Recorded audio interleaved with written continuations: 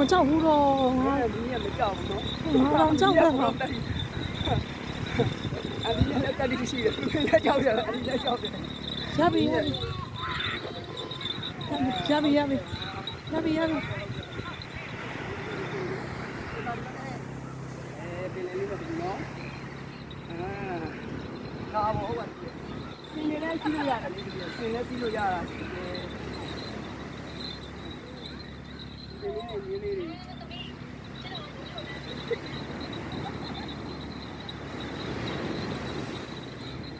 နည်းပိုင်းကျတော့ညီမရဲ့ဩဇာချိန်ကိုကောင်းတယ်ကွာ9နာရီဝဲကြော်တော့ဆိုရင်စတဲ့ရမ်းလာတဲ့အဲ့ဒီကလေးတွေ